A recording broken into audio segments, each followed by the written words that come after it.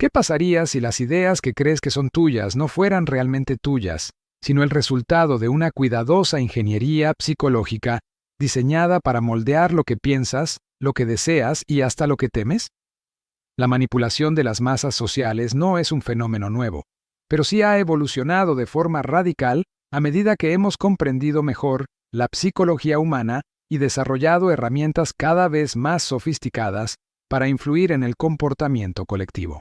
Desde la propaganda política clásica hasta los algoritmos de las redes sociales, el ser humano ha pasado de ser un observador relativamente consciente de la influencia externa a convertirse en un objetivo constante de sistemas que analizan, predicen y modifican su conducta.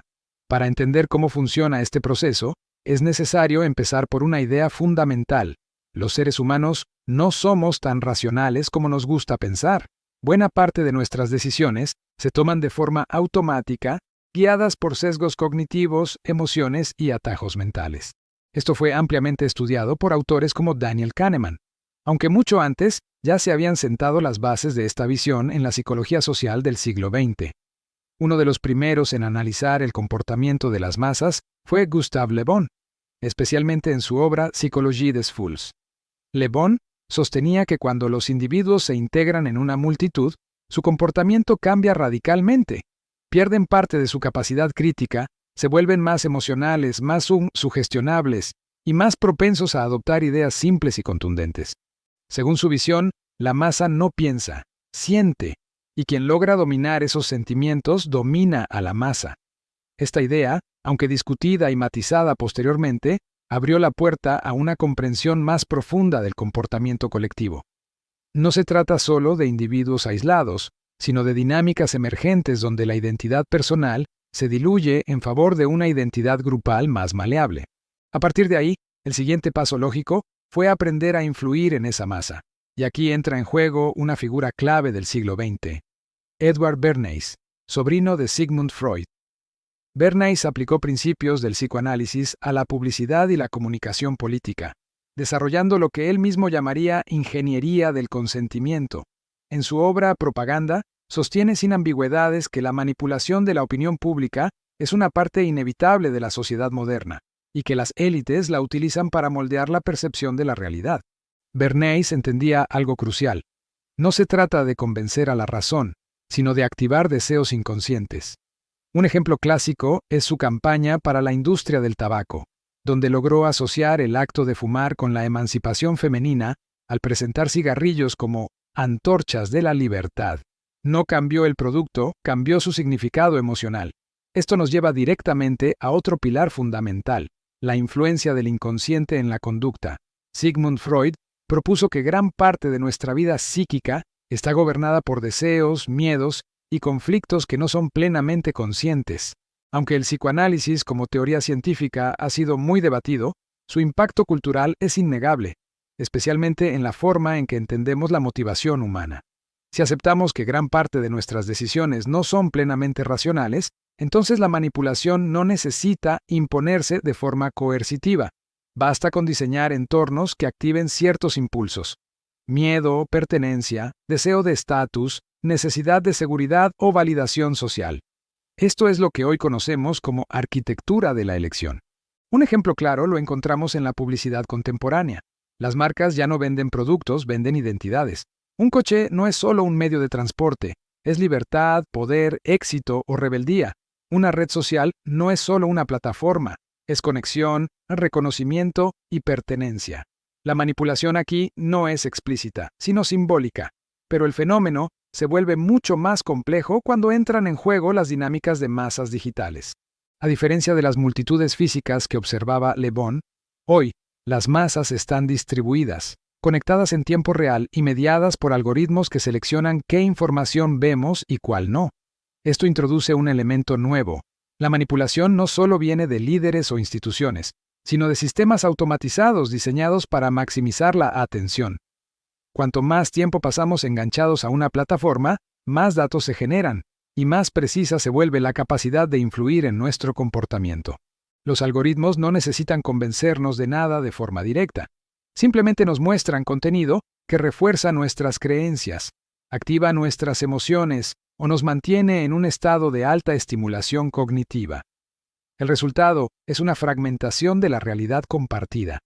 Cada individuo vive en una especie de burbuja informativa que refuerza su visión del mundo. Este fenómeno tiene implicaciones profundas para la cohesión social. Si cada grupo consume una versión distinta de la realidad, el consenso se vuelve cada vez más difícil.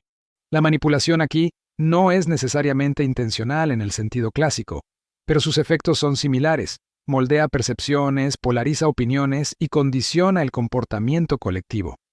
Un caso muy estudiado es el de Cambridge Analytica, donde datos de millones de usuarios fueron utilizados para perfilar personalidades y dirigir mensajes políticos altamente personalizados. El principio es sencillo pero inquietante. No todos reciben el mismo mensaje, porque no todos responden al mismo tipo de estímulo psicológico. Algunos reaccionan al miedo, otros al orgullo, otros a la indignación. Esto conecta con otra figura clave del pensamiento moderno, Hannah Arendt, quien analizó cómo los sistemas totalitarios no solo se sostienen mediante la violencia, sino también mediante la construcción de realidades paralelas. En los orígenes del totalitarismo, Arendt describe cómo la manipulación de la verdad y la propaganda pueden erosionar la capacidad de juicio crítico hasta el punto en que la población ya no es capaz de distinguir entre realidad y ficción política. Aunque Arendt estudió contextos extremos, su análisis resulta inquietantemente relevante en la era digital. Cuando la información es abundante pero contradictoria, la verdad deja de ser un punto de referencia estable y se convierte en una cuestión de percepción. Otro experimento clave para entender la maleabilidad del comportamiento humano es el del Philip Zimbardo con la prisión de Stanford.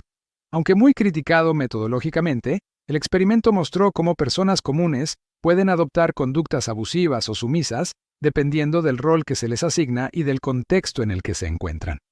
Esto refuerza una idea central. El entorno tiene un peso enorme en la configuración de la conducta. Si combinamos todos estos elementos, la psicología de las masas, el inconsciente, la arquitectura de la elección, los algoritmos de recomendación y la propaganda moderna, obtenemos una imagen inquietante pero coherente. La conducta humana es altamente moldeable bajo ciertas condiciones. Sin embargo, esto no significa que estemos completamente determinados. La misma psicología que permite la manipulación también ofrece herramientas de resistencia. El pensamiento crítico, la educación mediática y la conciencia de nuestros propios sesgos son formas de inmunidad parcial frente a la influencia externa. El problema es que estas defensas requieren esfuerzo cognitivo, mientras que la manipulación suele ser automática, emocional y seductora. Es más fácil reaccionar que reflexionar, más cómodo confirmar lo que ya creemos que cuestionarlo. En última instancia, la manipulación de masas no funciona porque las personas sean ingenuas o incapaces, sino porque explota características profundamente humanas. Nuestra necesidad de pertenencia, nuestra tendencia a buscar patrones, nuestro miedo a la incertidumbre y nuestra inclinación a delegar el pensamiento complejo cuando estamos saturados de información. La pregunta entonces no es si estamos siendo influidos, porque inevitablemente lo estamos, sino hasta qué punto somos conscientes de ello y qué margen real tenemos para decidir por nosotros mismos. Y aquí es donde surge la reflexión final. Quizá la forma más efectiva de manipulación no sea aquella que nos obliga a creer algo en contra de nuestra voluntad, sino aquella que nos hace sentir que hemos llegado a nuestras conclusiones de forma completamente libre. Porque si la ilusión de libertad es lo suficientemente convincente, no sentimos la necesidad de cuestionarla. En un mundo donde cada estímulo ha sido optimizado para captar nuestra atención, y cada mensaje puede ser personalizado para activar nuestras emociones más profundas, la verdadera autonomía no consiste en escapar de toda influencia, algo imposible, sino en aprender a reconocerla, cuestionarla y, en la medida de lo posible, decidir conscientemente cuáles permitimos que nos moldeen.